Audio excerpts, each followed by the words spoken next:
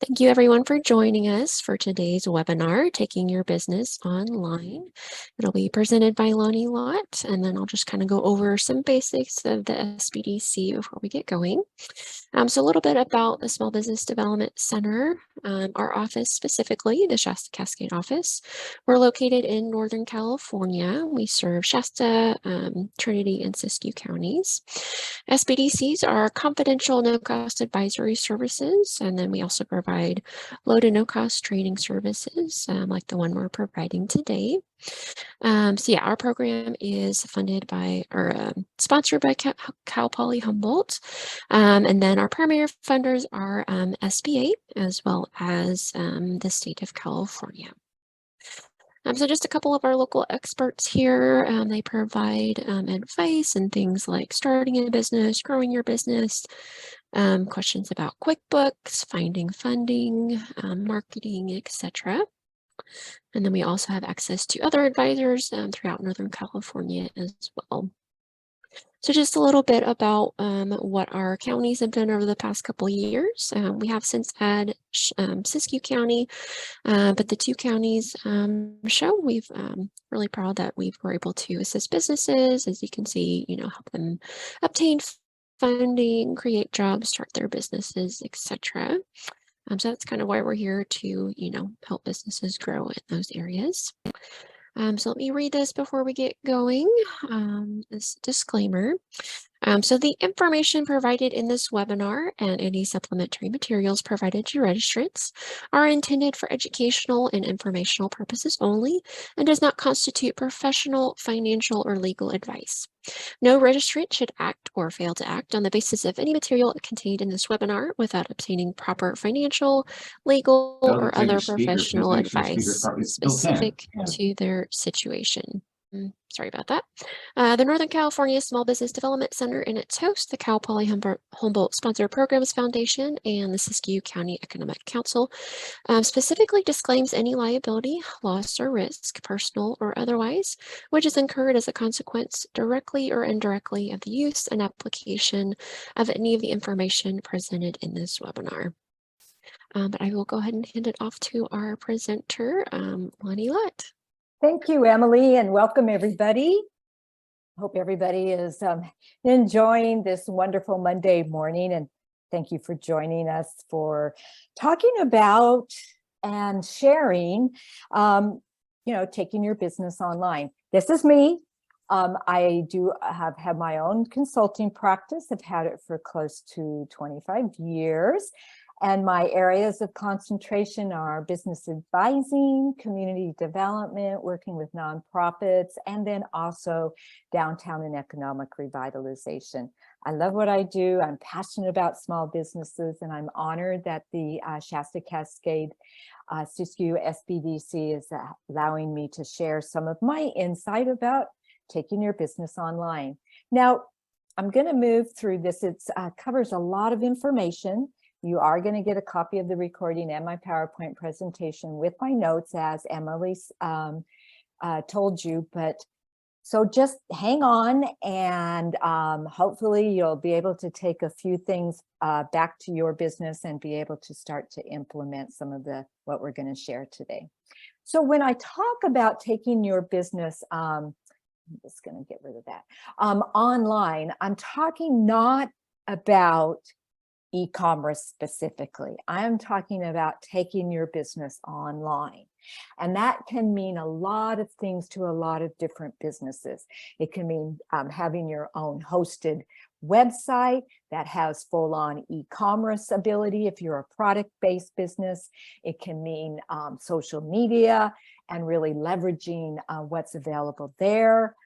It can mean looking at having listings on a third-party site like Etsy or Amazon. So we're going to cover all kinds of ways that you can take your business online.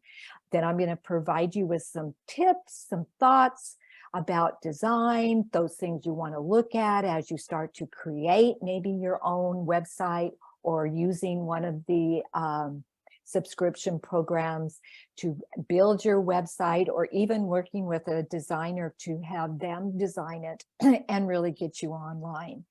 And then I'm going to go through some areas that for specific sectors, like if you're a nonprofit, you may want to think about these types of features for your online presence, a service-based business such as construction or carpet cleaners, and then of course, health and wellness. So we're going to go through some different types of sectors and give you some ideas about what you might want to build your site out. And just remember that your Small Business Development Center advisors are here to assist you with looking at what's the best way, most effective way, what do I need to know about taking my business online, and then measuring the impact. We don't do websites. We don't do it for our clients, we advise. So you want to think about some of the information that we're sharing today that is going to give you the ability to then take that and work with your design team or yourself. In the case like myself, I built my own website using a subscription program. And then have those things that, we recommend you want to consider. So let's start with the reason why you should take your business online. This is a no-brainer, right? We all know that the internet's a powerful tool in our digital world, and it became very, very obvious how important having some kind of online presence was when we were experiencing the full-blown pandemic. And we're still seeing lots of residue or residual from the pandemic. And now we're living in what we call a post-pandemic environment. But really, it was very obvious when suddenly, especially our product-based businesses, our restaurants, our hotels, any of the hospitality, even service, every business was impacted, and how important having some kind of online presence was to get your products and services out to your customer base, communicating how to access your products and services, staying connected to your customer base. And like in my case, with my contract with the Small Business Development Center, being able to continue to conduct our workshops. We went from being in person to remote. And working with clients to navigate how to, survive the pandemic and access all of the resources that were out there. So really now as we look into post-pandemic and 2023, 2024 is just around the corner. I can't even believe it. We're already into the third quarter of the year. It gives you the ability to reach customers beyond your geographical location. And for many of us that are located in rural communities, this is very important because we may have ups and downs in our customer base. We may be servicing the local market during the off season, but then when it is maybe the high season, when you are either seeing visitors come at summertime to visit your beautiful community and enjoy all of your assets, whether that's recreational, historical, cultural, or you're in the mountains and it's the winter time, those visitors are part of your customer base. They may be your secondary market, but still trying to reach them and communicate with them and continuing to build a relationship with them is very important. And having a strong business online presence gives you that ability, whether you're doing it through email marketing and connecting them to your online presence, your website, and then offering them a way to continue to buy your products and services. The ability to sell goods anytime and anywhere. And we saw this quite obviously when we were in the pandemic, that a lot of businesses, if we couldn't get our customers to our physical location, we needed to really get them via another method. And that would be through e-commerce, whether it was social e-commerce or your actual website. All different ways that we looked at getting those products and services into the hands of our customers. And having an e-commerce site or an ability to sell through e-commerce is really kind of the norm for going forward, especially if you're a product-based business. Folks, I have a 44-year-old and a 27-year-old daughters, and they both shop online continuously.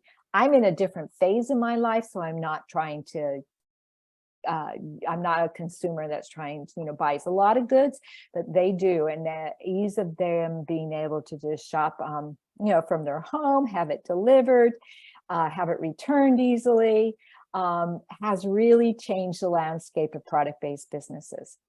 Adding to your branding strategy, having some kind of online presence is really one of the key ways of continuing to build your brand in the marketplace.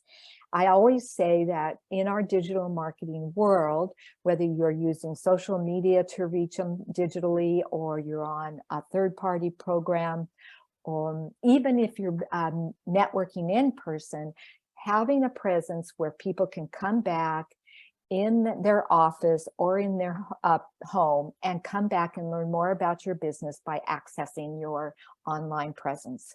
And it continues to build the brand. You own, when you have your own website, you own that real estate.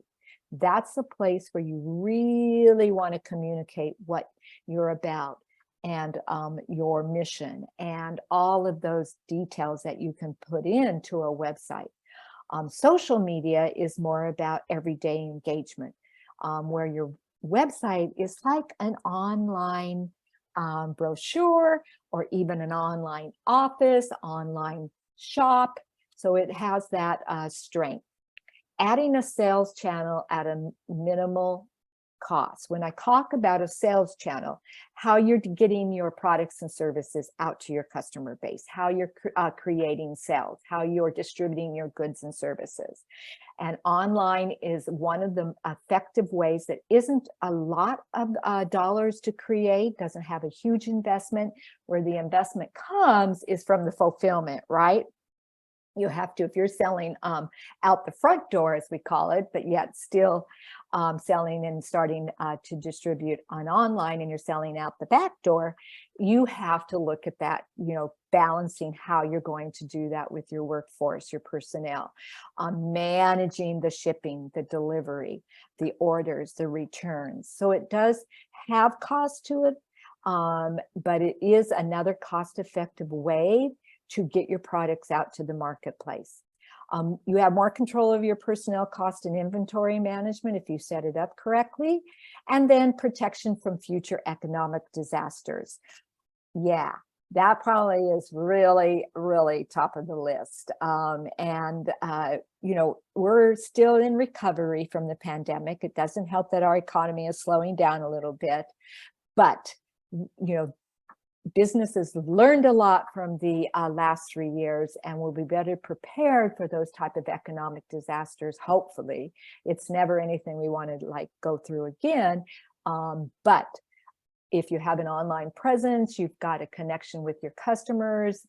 They're used to shopping with you online, or making appointments, or receiving advice online. We're even seeing it in the medical field, where you can do, have virtual office visits now. So all of that has really changed the landscape of how we conduct business. This is, in my presentation, I've tried to showcase some of the great examples that are up in Shasta-Cascade and Siskiyou counties. And this one is one of my favorite, Straw House Resorts. They're up upriver from Weaverville, going towards Eureka, and a great place. They have, they're known for their coffee. They have that distributed. They have lodging, wedding events. They have a full cafe. They're right on the river, and their website is just truly powerful. You can book, you can reserve, you can purchase, you can know more about what they have, beautiful pictures. They've really built out their visual branded image on their online website. So what are your options for online presence? Let's first talk about online marketplaces. These are typically used for a business who are just starting out to bring their products to the market. Let's say, you have maybe a side gig or a side hustle, or you just want to do a few of your products to kind of test it. You're just getting going, or you just have some products that, maybe you're more of a service base, or you're a lot of restaurants. They can't sell their full meals online, but they have a lot of branded merchandise. So these are the places where these are third-party programs or marketplaces that are set up. They're not cheap. They're not free. There are some free sites out there, but majority of them have some cost to them. And here's a listing. I have a whole breakdown in my notes of what the costs are. If there is, like for Etsy, the original online selling platform for any products that are handmade or that are geared towards crafts, jewelry, and handmade items, they charge 20 cents a listing per item. Listing remain live for 4 or 5 months. Then there's a 5% transaction, and then there's 3% plus 25. So, it adds up. But the thing about these marketplaces that they're branded themselves in the marketplace. People know to go to Amazon, right? I'm not a big Amazon shopper. I'm a purist. I like supporting independent small businesses, but I have to say my 27-year-old, she's an Amazon regular. But they look at things. Some of them are independent businesses.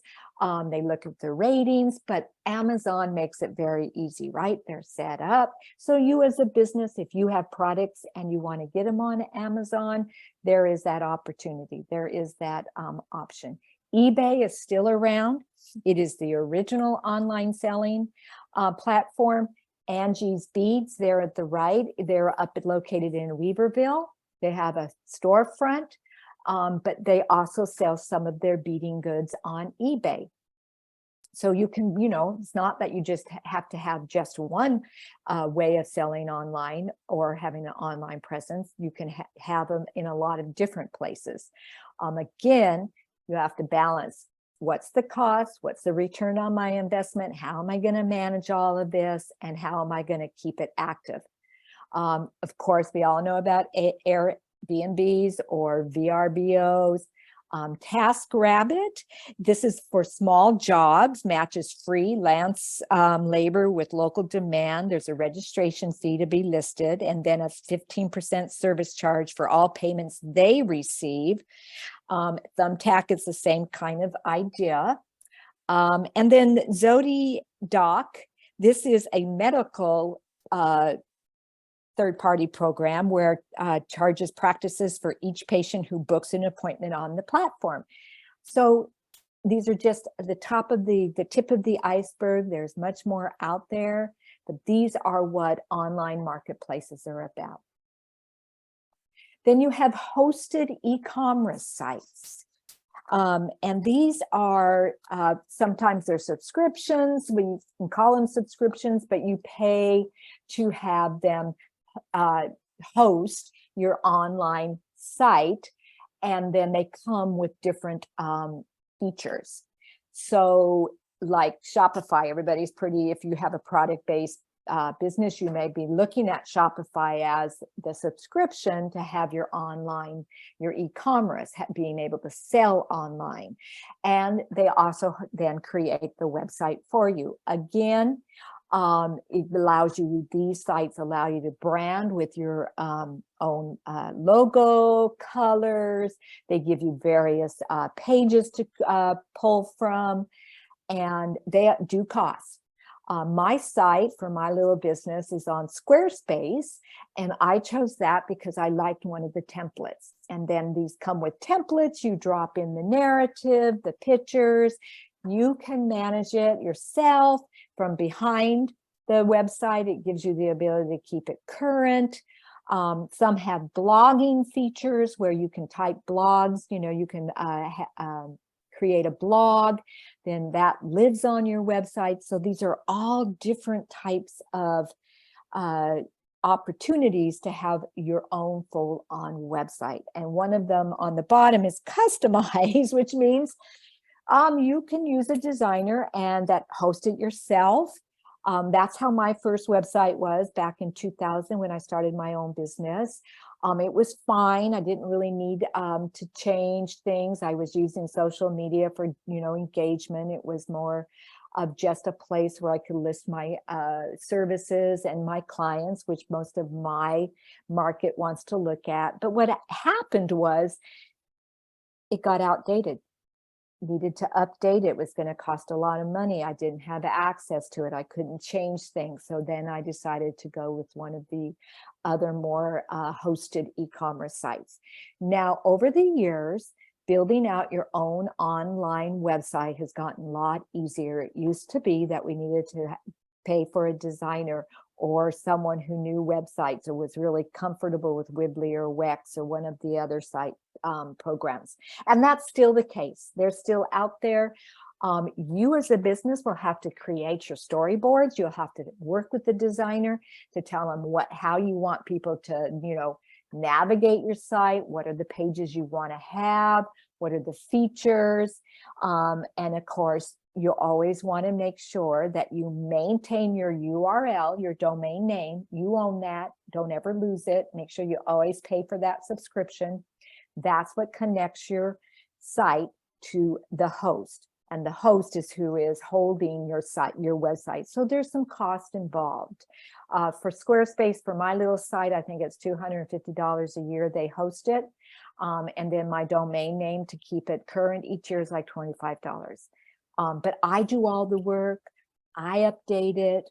I do all the pictures. I don't have anybody managing it for me. This is the Pretty Thistle Boutique.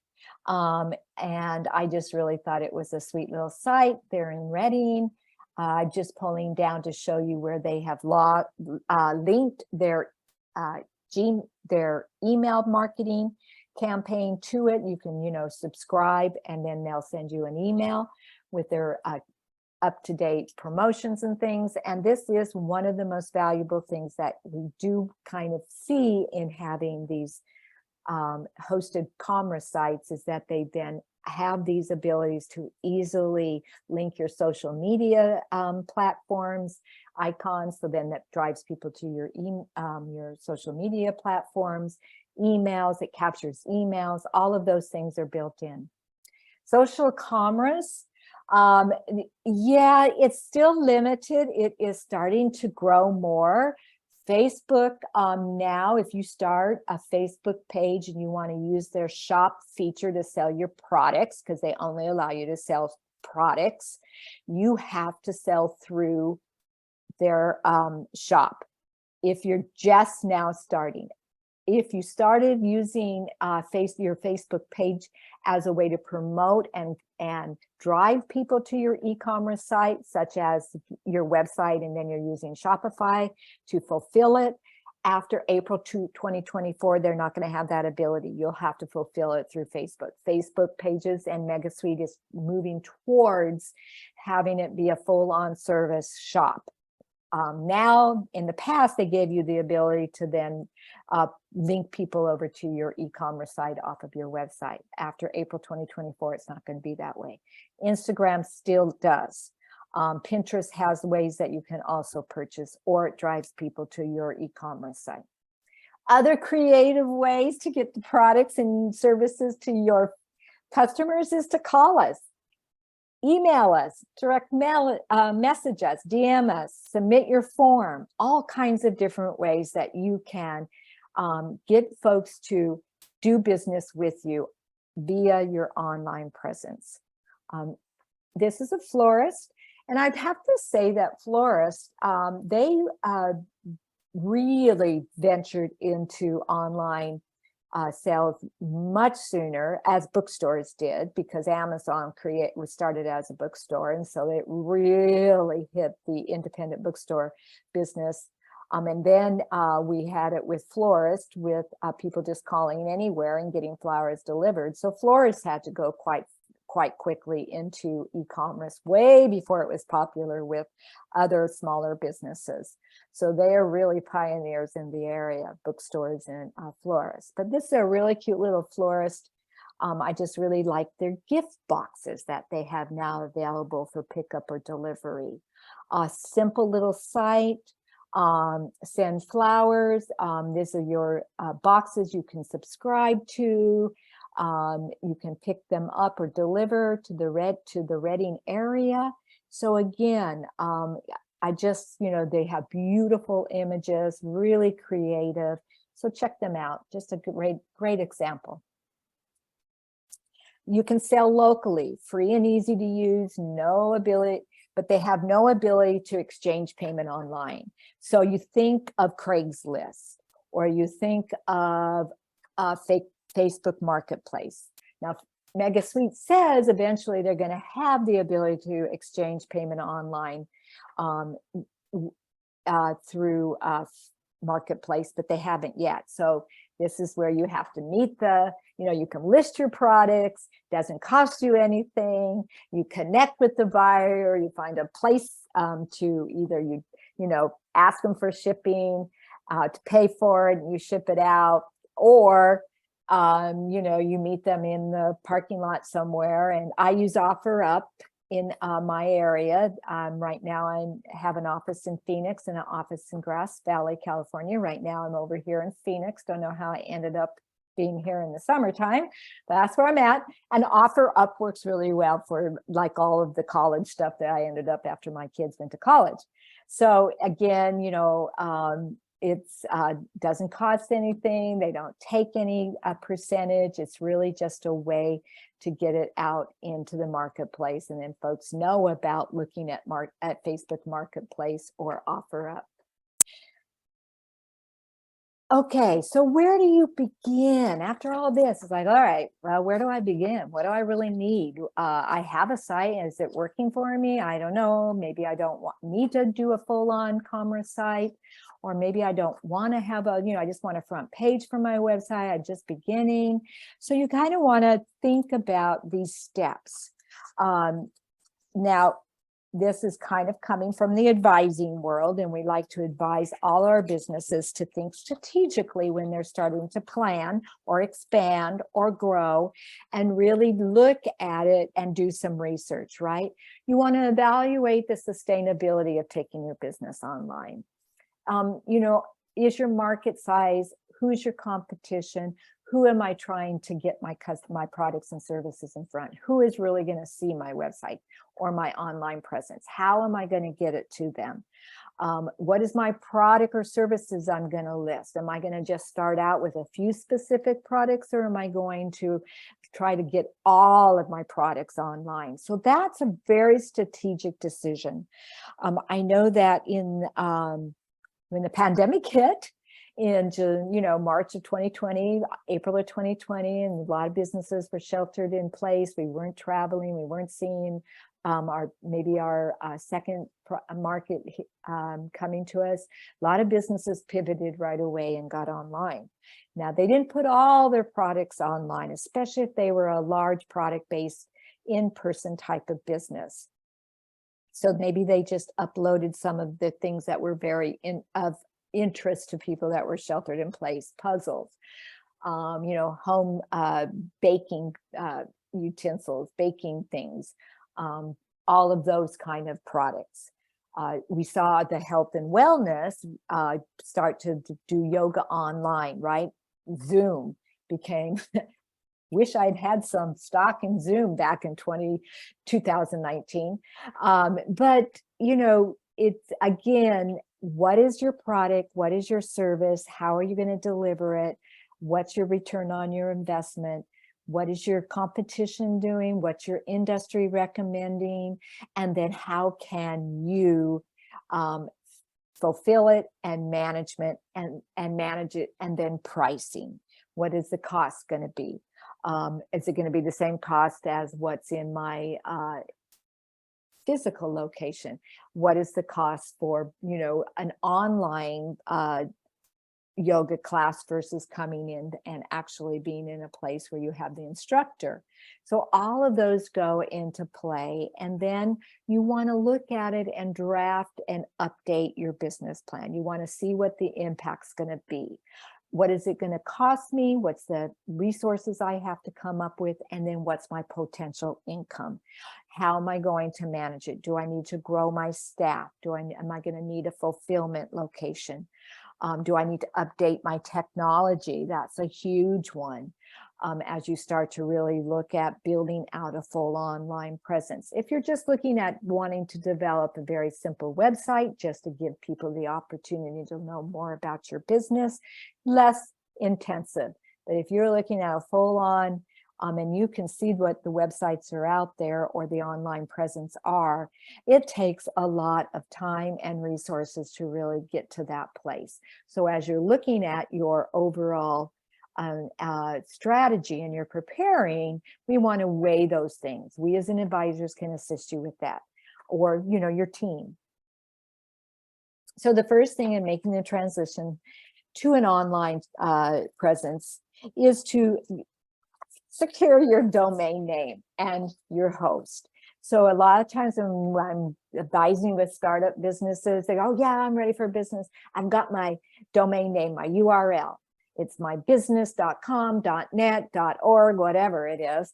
And that is the first step. Without that, you cannot have any online presence unless you're using one of the marketplaces like Etsy or eBay or any of those. They come with their URL, right?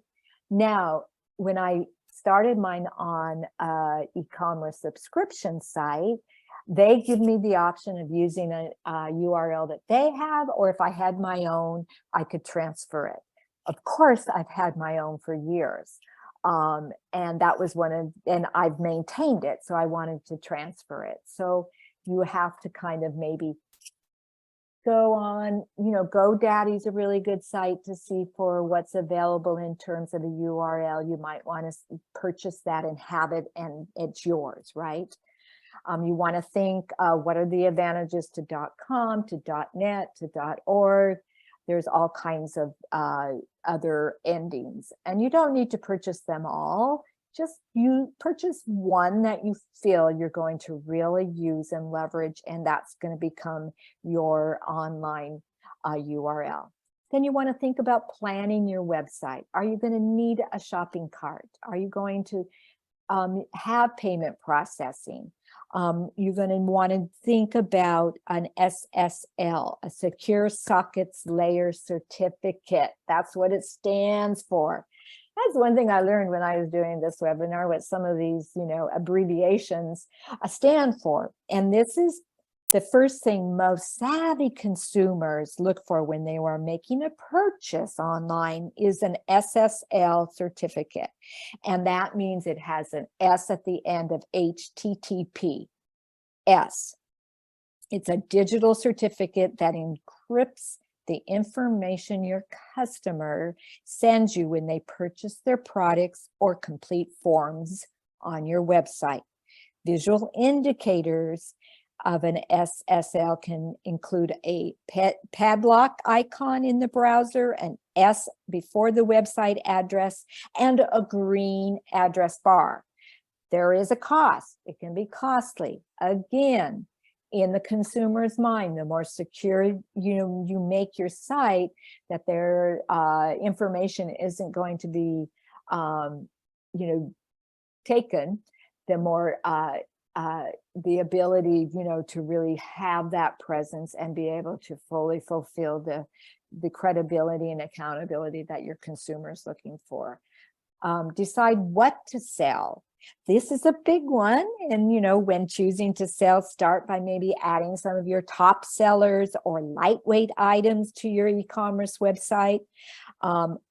Consider what items shoppers inquire about. What are your margins? Some of the easiest tactics you can use to maximize the profits include ensuring prompt predominant website presence, putting them up front in your marketing initiatives, cross-selling campaigns, adding variations of the best-selling items, different colors, different shapes. There is a whole science that goes into what to decide to sell. You maybe say, I want to get every item I offer up there. Great, let's go for it. What do you want to start with? What do you have for pictures? What do you have your pricing strategy? What's your timing look like? How are you going to upload this? Do you have it already as your online, if you're going to be selling products already how you have it in your point of sale system. Is it going to interface with what you're looking at to actually be able to enable your inventory to be uploaded digitally? Like I said, online presence sounds fun, but there's a lot of stuff that has to happen behind. And then you start to design your site.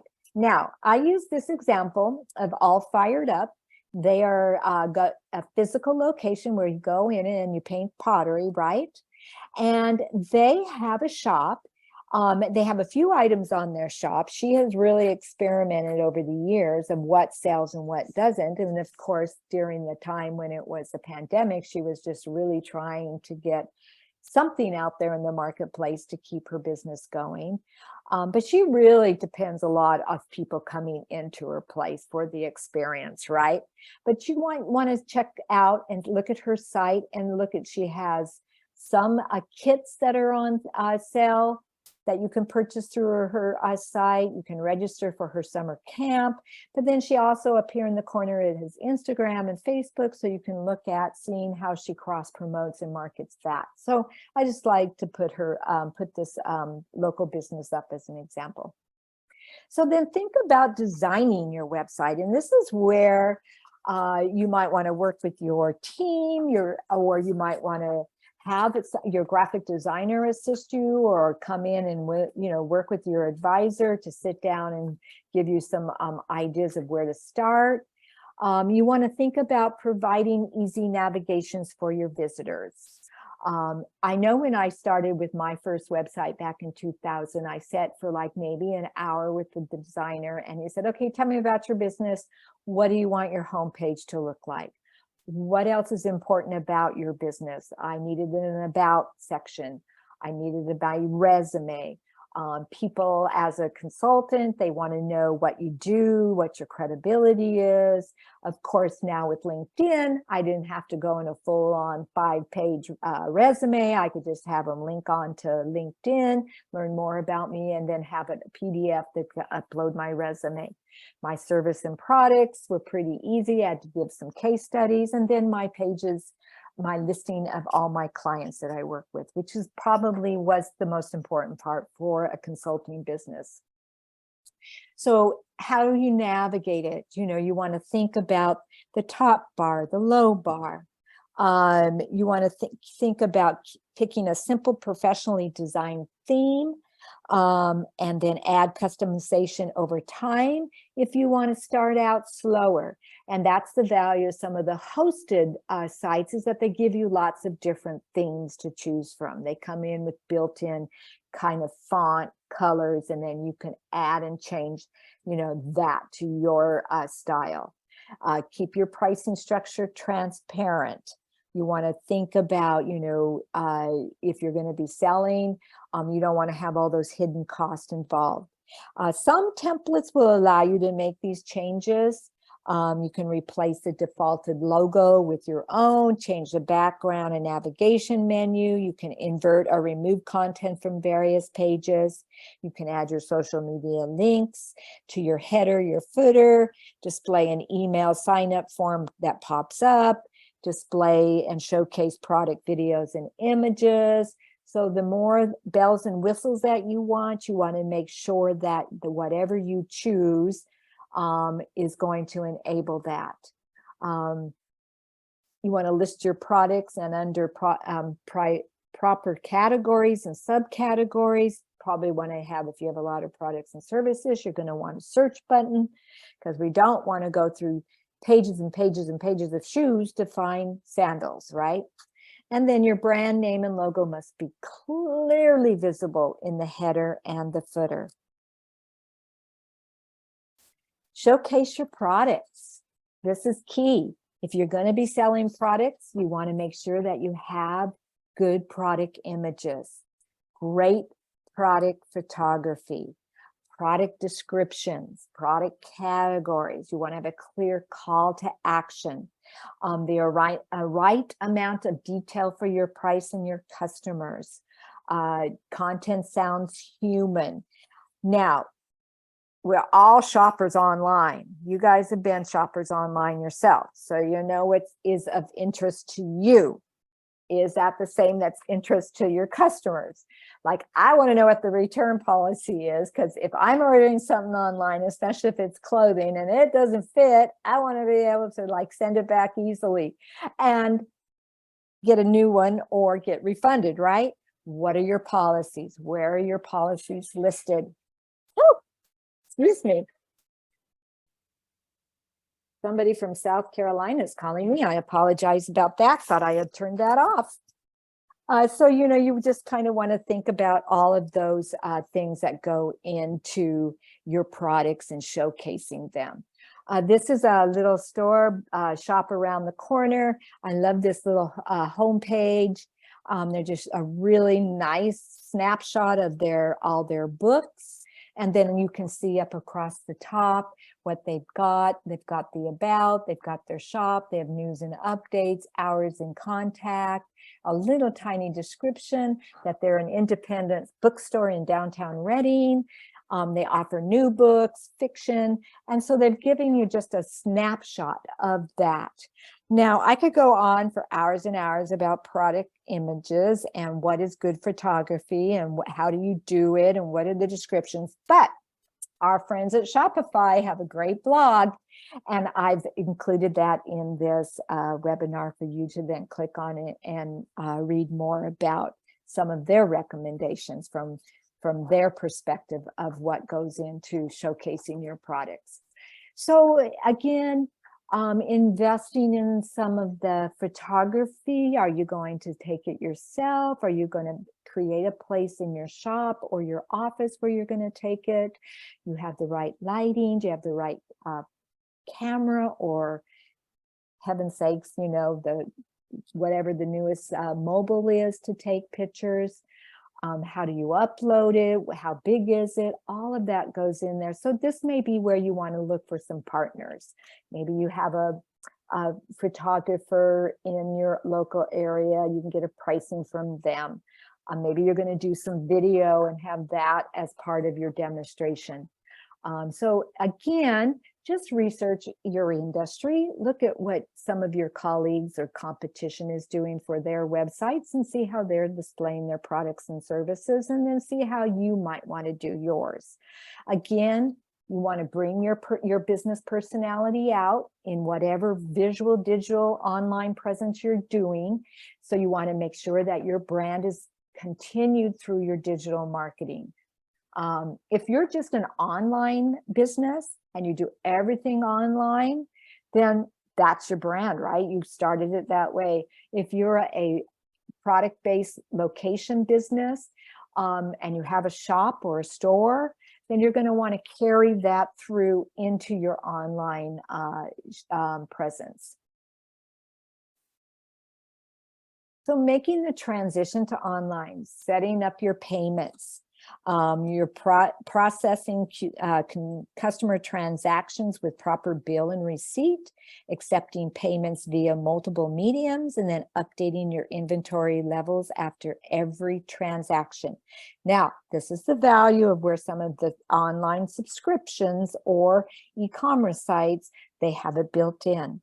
I'm sure you've seen some Shopify accounts, online shopping sites, where across they show every single thing that they take, you know, from Apple Pay to American Express to, credit bank to MasterCard to credit card, all the credit cards.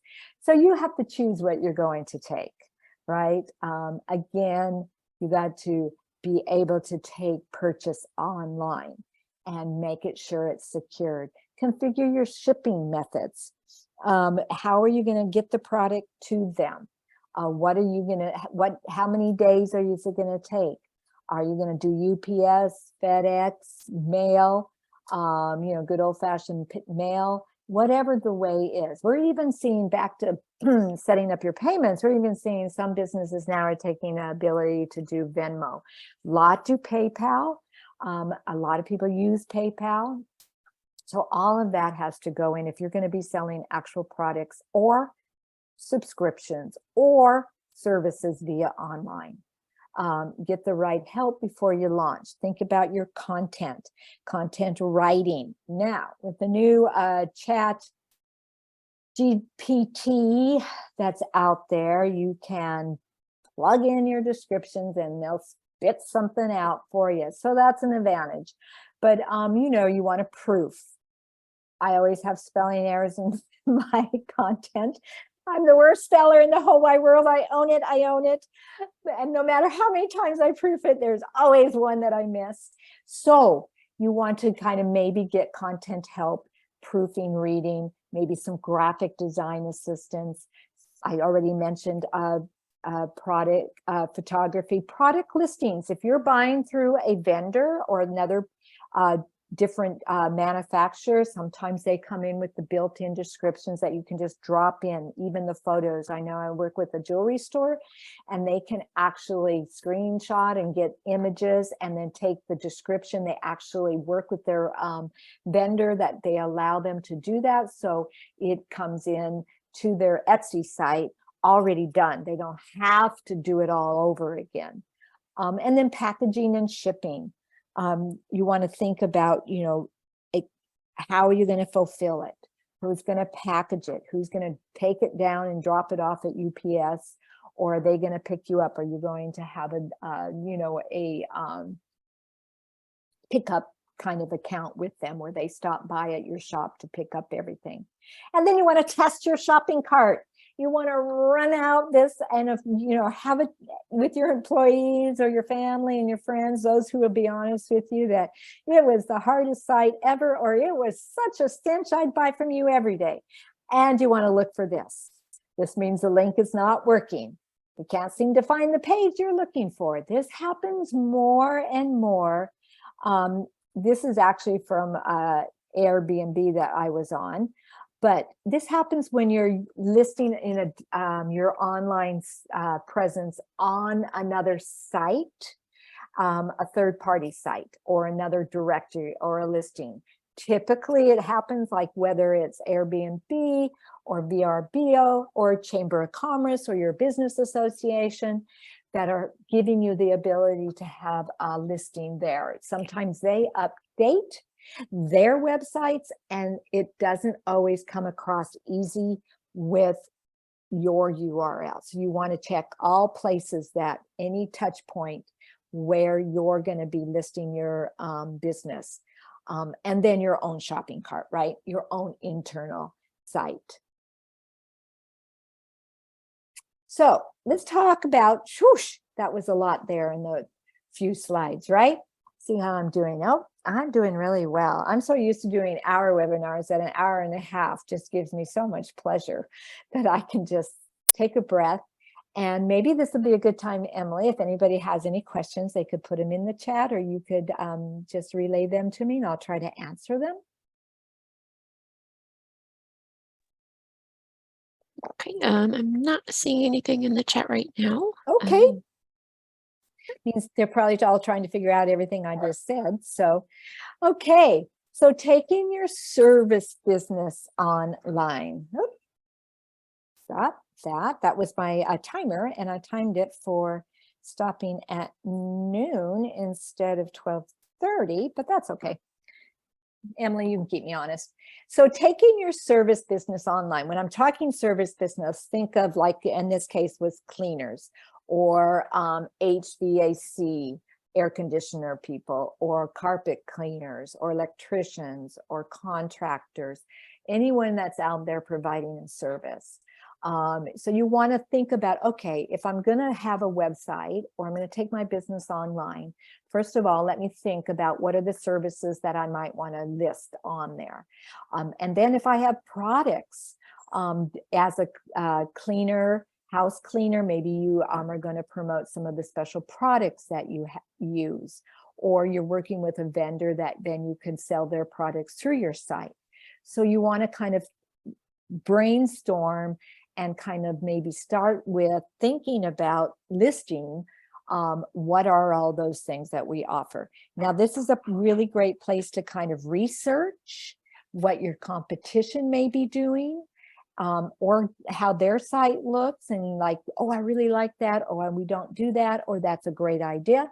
So first of all is free or complimentary service. We see this a lot in the service type of businesses. Free estimate, free, first cleaning, first carpet cleaning, 50% off.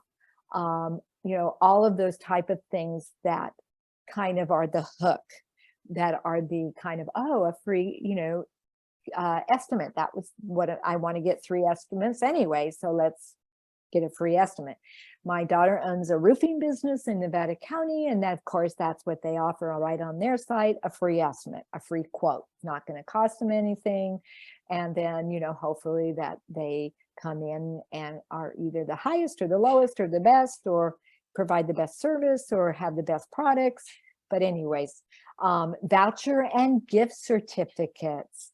These are things that some service businesses will provide on their sites that you can then put on your website.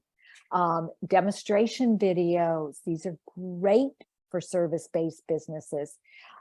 Training opportunities, subscriptions to their services, assessment or evaluation, added value products. Talked a little bit about that. Branded merchandise. Yeah. You might want to sell your shirts, your hats. Scheduling feature, really a plus. And then a lot of them are for paying for services, actually can pay for the service right online.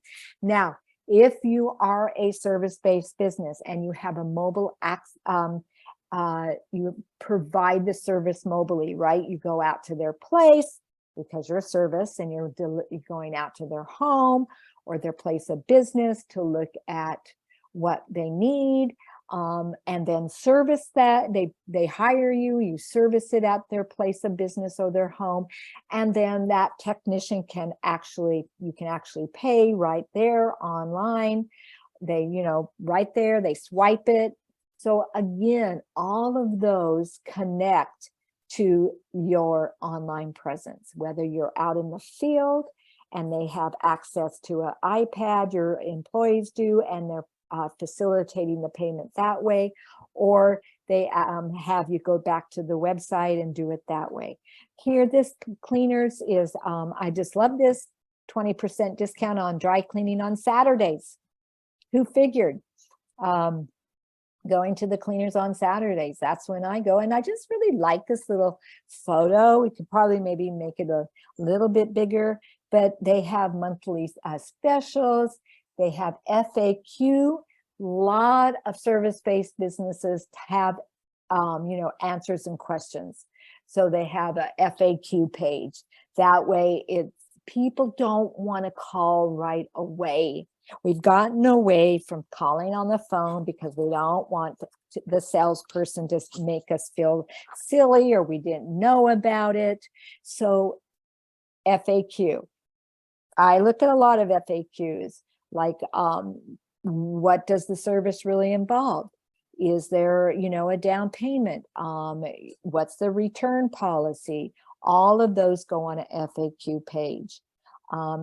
And then right here, they have coupons. So, we're all we're all kind of cost effective looking for those kind of ways to maybe first time give it a try.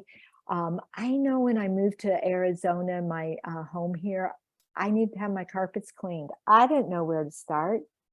So, where do you go? You look for reviews, then you go on their website, and first time they gave me a discount. They had a coupon first time.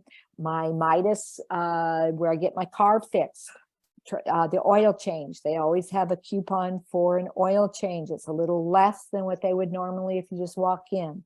So all of those are things that develop brand, customer engagement, actually choosing this service business over another one. Do I have some questions in the chat there? I saw some things. Okay. Yeah, so there are a couple questions. So one question is someone's wanting to know how drop shipping works and if it's something that you would recommend. Yeah, drop shipping. I don't recommend one thing over another. I think I have worked with a couple of clients that use drop shipping because, whoops, excuse me, let me get out of that. They have a vendor that they will drop ship for them. So it eliminates that piece of you having to then package it and drop ship it. So it depends on the product. If you're doing a hand, something very specialized and you're part of your packaging is your brand, like we see in Etsy, right? Then maybe drop shipping isn't what you're going to want to use. I worked with a client, they have wrote books, and they had their book published, and then Amazon sold it for them, but their publisher would drop ship it for them. So drop shipping is something of value if it's the right products, and you look at, is there added costs from that specific vendor or supplier for drop shipping? Someone's got to pay for the shipping, right? So where drop shipping is usually you, the business, is paying your supplier to then deal and drop ship it from their distribution. You may be paying for that shipping, but you're going to pass it on to the customer. So you want to see what the price points are going to be, the difference in that, if your customer will absorb that. Hopefully that answers the question. Taking your professional business online. Now, when we talk about professional businesses, we're talking about accountants, lawyers, attorneys, consultants, real estate agents, anybody that is, you're going for advice or they're going to help you with something in the professional world, your bookkeeping, your CPA, your realtor. So what is the objective of your website? You want to really, at this point, you're going to want a really professional looking website. If you're a professional, you want to look professional, right? So your firm or business looks professional. There's a lot of the website hosted sites have some very professional looking type of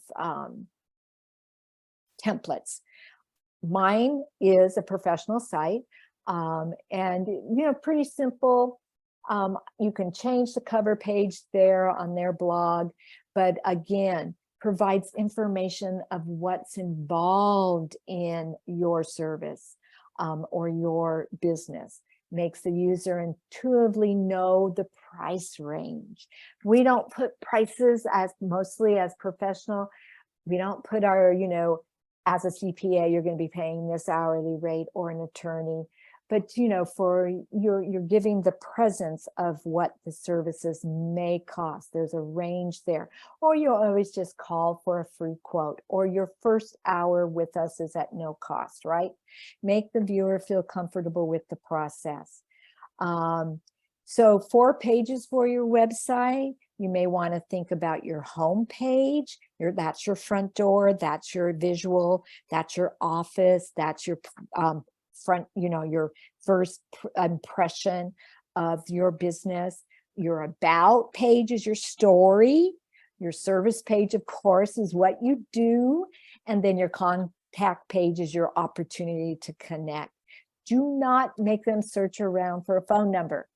And I have to say, what drives me crazier as a consumer, maybe this isn't for everybody, I do not like submit pages like this, keep in touch. I think you should have your email right there. If you're going to have a web presence, make it easy for them to email you, not to submit something and you don't ever know if they're ever really going to respond. This is just, to me, it's not always the customer-friendly, client-friendly way to approach it. I know folks use that because they may have a Gmail account and they don't really want to just put Gmail there. They want it to be more professional, more submit, want to vet who the customer is, especially if it's an accounting or a lawyer.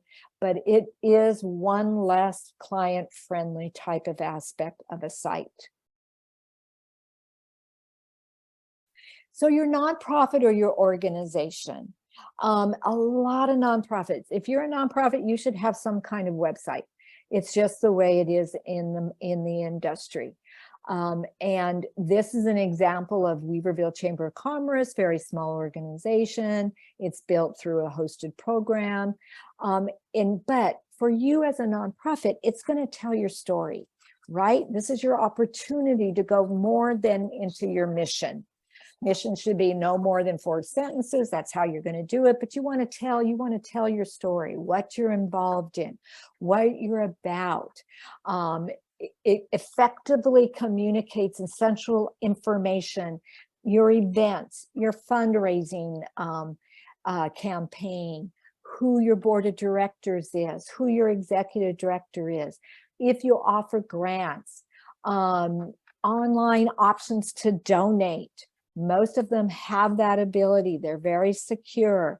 Online and fillable forms. If you're doing events, then you need vendors. Make sure that you have that ability for them to be able to fill out a form, to be able to be a vendor. FAQs, internal linking to related content from your site, resources, libraries, webinars. There's a site that I manage for here in Arizona for an organization, and they are always presenting at conferences. So they take all of the PDFs of the conference and they upload it onto their website, and you can link on it and download that specific session.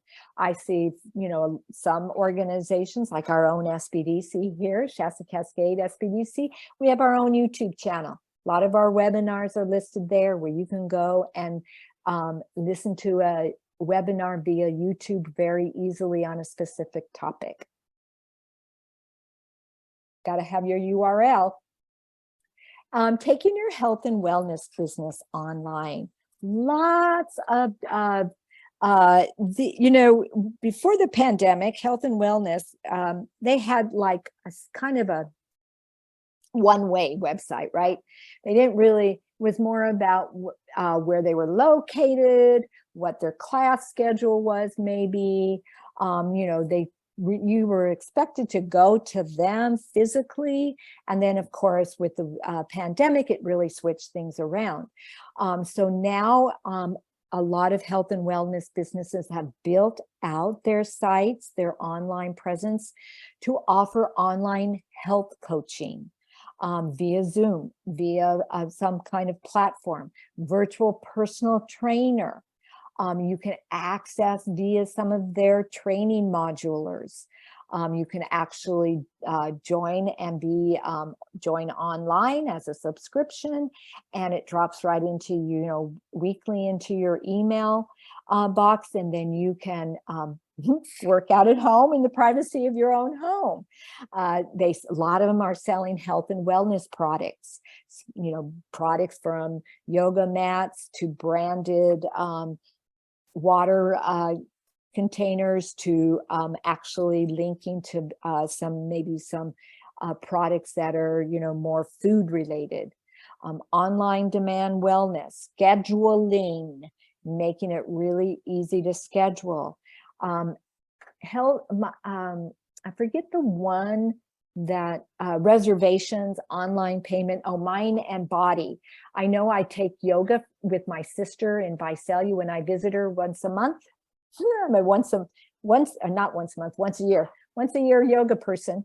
And I have, an app, and a lot of health and wellness apps are out there that businesses have linked or subscribed to and are using to then integrate into their online business, so people can easily subscribe, can easily schedule, can then pay for that class online and reserve their place. So health and wellness has really taken online presence to a different level. So, again, look at what's available in your industry. see what the cost is. This is Simply Rooted. This is an online. I just kind of looked at this yoga organization because they have a lot about classes, pricing, events, and workshops. They've really taken gift cards to a different level. And I just wanted you to kind of see that as an example. And then here is a resource for you for integrated nutrition. It's a blog. What are some of the health coach apps that are out there? I don't get into recommending any apps, but there's a lot out there. And this one kind of talks about some of them that you may be interested in looking into integrating into your online business or your website. Food and beverage business online. Again, pandemic really shifted everything, didn't it? High quality photos are extremely important when you're selling food. I'm not recommending you invest in a professional photographer, but I would surely look at what is the cost and how could I leverage really great shots of my food. And, you know, a lot of sites put on there, you know, a lot of food and beverage put all their food up there or their specials. Yeah, that's just their brand. Doesn't mean you have to do that right away, but you definitely want, you know, for social media and posting on your Facebook page or Instagram, if that's that, you've got to have some kind of good looking food. You'd want it, so either practice at it, have a place where you set it up, ask a professional to come in and do, you know, a variety of shots of some of your most popular items, just maybe give you a tutorial on how to do it, see what kind of equipment's needed. Detailed relevant product information pages. If you're going to be shipping, delivering, leverage apps for delivery, ordering, reservations, promo, whether it's Open Door, whether it's DoorDash, whether it's some of the other delivery apps that you're going to consider. You want to have all of that looked at and incorporated into your online presence. And then selling your branded merchandise. If you're a brewery and you've been around for a while and you've got the hats and the shirts and the maybe even, you know, we're even seeing a lot of tap rooms starting to sell their brew online, whether it's a crawler, whether it's a canned, you know, you've already gone into canning. So again, look at what's in your industry. Look at some of your competition or your colleagues, see how they're positioning themselves. This is a cast and cleaver. Their couture business, they just opened up a little cheese storefront, but they had a very strong online because they create the boards and they were packaging them. You come down and they would deliver the board, they were catering, they do all of that, and now they actually have a storefront. So they grew from you know, online presence to then a storefront. So I just wanted to give them a shout out there. So again, what are we thinking of some questions to ask yourself before you launch? Do you have clear, concise statements of what you want on your homepage, who you are and what you do? Again, your homepage is like your first impression, and that's where your other additional drop downs all sit across that navigation bar on the top. You want to think simpler on the navigation bar and then depth in your drop down. Does your homepage have a clear call to action? I love this about Kelly's Pub and Wine. We're back, open now at our new location, and then contact us. They're right there on their very phone for homepage. They have a great image of what you can expect if you go to Kelly's. I want to be there right now. Let me tell you, I'm hungry. And then they actually have their little easy phone number right there on their homepage. Do you have an About Us page? Does it make sense to have an About You page? If you're a professional business or, you have employees, you want to talk about your owners. I see in the About page a lot of, um, if you're independent and you're a, owner-owned operation. You talk about maybe a picture of you and your team and about how long you've been in the area, that you pride yourself on servicing this area. However you want to do your About page. A lot depends on your industry, right? Have you included customer quotes, reviews, or testimonials? Very key. This is the time, remember, you own, if we're talking a website, you own that intel. That is your place to capture and spread the good news about your business. Have you clearly defined your products and services, your pricing, your warranties, your refund policies? Product-based businesses usually have a full-on drop-down about policies, or it's in the footer down there in the bottom of your website. Are you collecting email addresses through your sign-up forms? It's very key. If you are collecting email addresses, or you are starting to want to think about launching an email mailing type of campaign, then you want to have that on your homepage. When the Weaverville Chamber started their website, they did not have an email campaign. They started it. They have a drop down. Now they have more than 400 names in their email subscription from just, driving people to the website. The drop down comes. People want to sign up for more information. They're very local. Locale marketing is their thing, very local marketing. Their local market is their, residents. So it's simple to do. Is your primary contact information on every page? Don't make your customers have to go back and forth or go hunt for that contact information. Do all of your links work and send customers to the right page or platform? Again, I talked a little bit about that.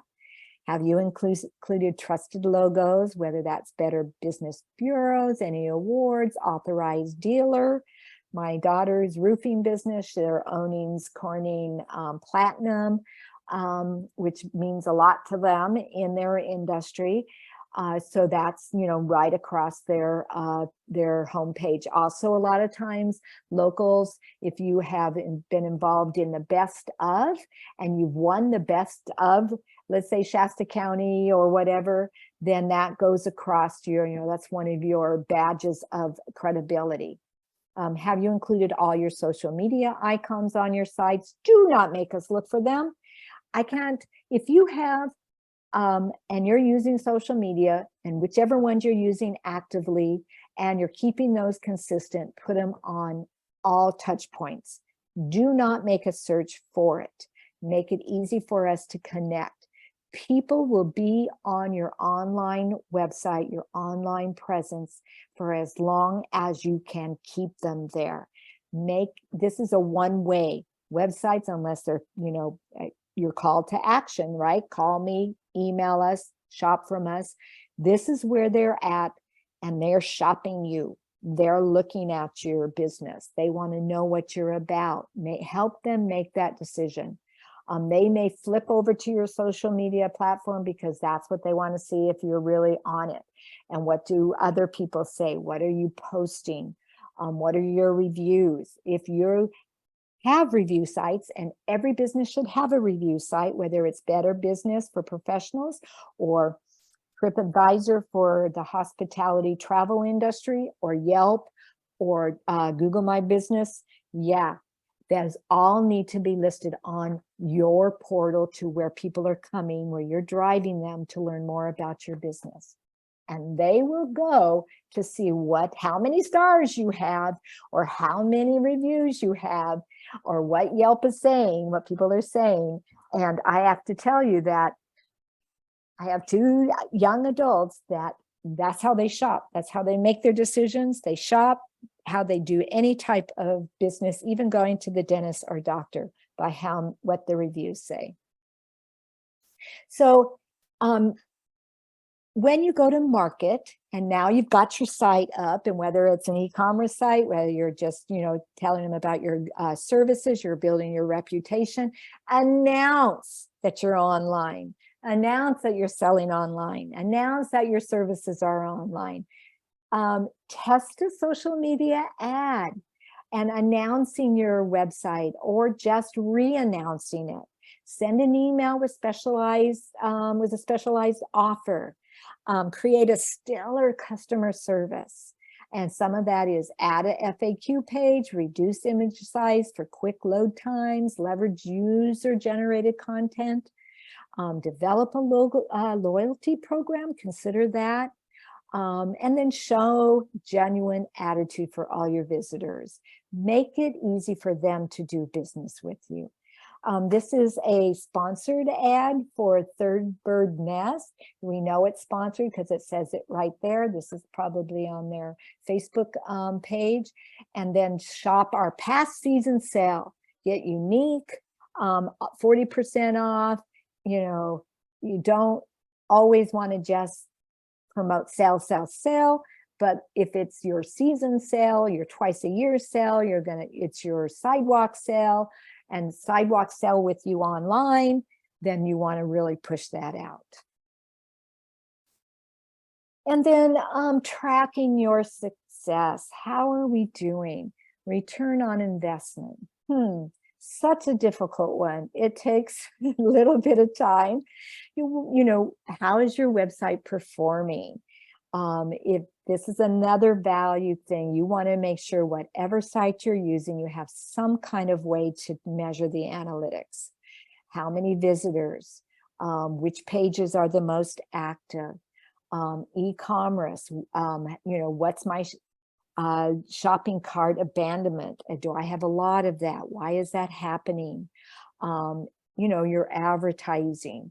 Increase in offline business revenue. If you're sending out and you're pushing out on your website, and you're really looking at creating some links back, you're blogging regularly, is it pushing people to your offline business?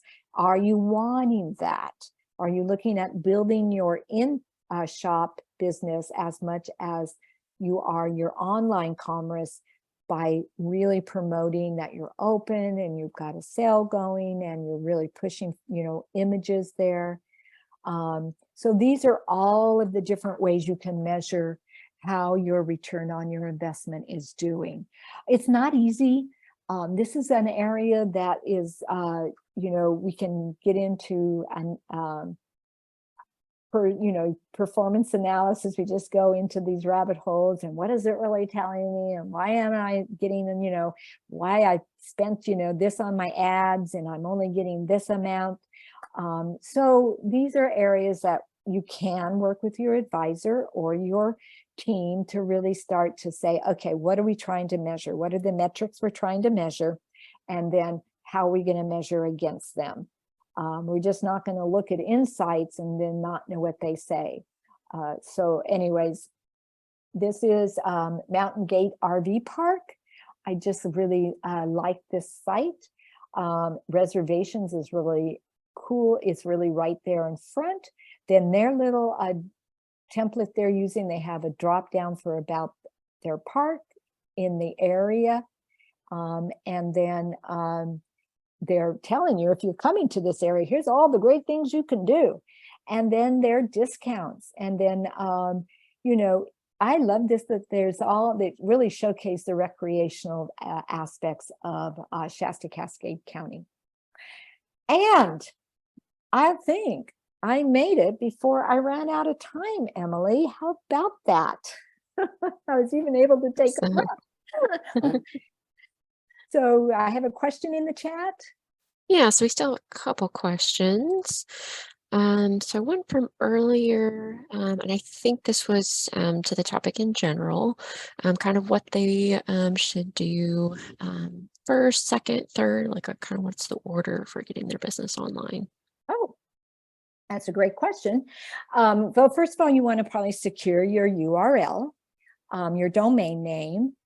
And then you probably want to maybe do, before you invest dollars into a certain commerce site, you probably maybe want to investigate what are some of the costs of, if am I going to want an e-commerce site? Am I going to want a blog? Am I going to want to, what is it that I want to do with my website? Do I want to keep it kind of simple? Am I going to manage it myself? What is kind of maybe in my industry? If you belong to an association for your specific industry, you may want to see what they might recommend. And then kind of weigh what the costs are. And then lay out your storyboard, your homepage, your about page. What else do you want on that? So it's just kind of a process. There isn't really 1, 2, or 3 steps, but first step, definitely secure your URL. Second step, figure out what you want to do with your website. And then third, what's kind of maybe available in, your price range and your time management ability capacity. Awesome. And then someone was wanting to know if you could talk about how to get a presence on review sites. Very good question. So how to get a presence on review sites. So you gotta, I'm assuming like Google My Business, Yelp, TripAdvisor, OpenTable, all of those. You just have to claim your business on those sites. And so claim your listing, go to Yelp and claim your business on that site, Google My Business, claim that. And so whatever review site you're going to want to use as a place that you are then going to encourage and ask your customers to go and review you on, that's what I would, that's how you just have to claim your listing. I would Google, your industry, Google top review sites for construction or for service-based businesses. And there's some great tutorials out there. And there's just a whole array of different sites. But think about the ones that are most common for your industry and then claim your listing on those.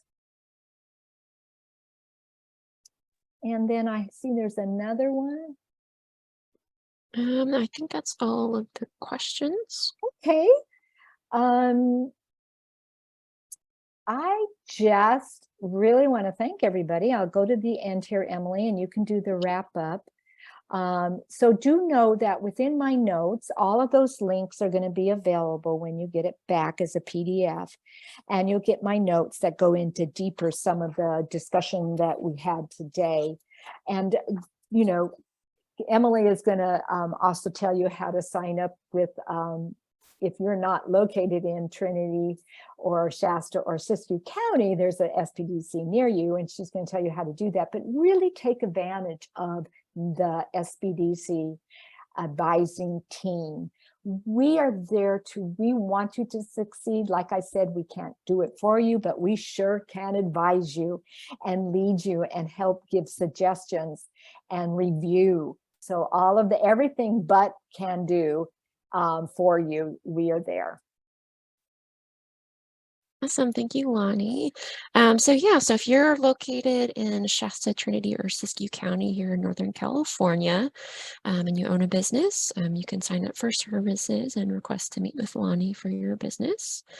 And then, if you are outside of our area, there are SBDCs that serve everywhere else in the United States. So I put the link in the chat. So you just americassbdc.org, find your SBDC. So that's a great place to, type in where you're located, and you can find your local center.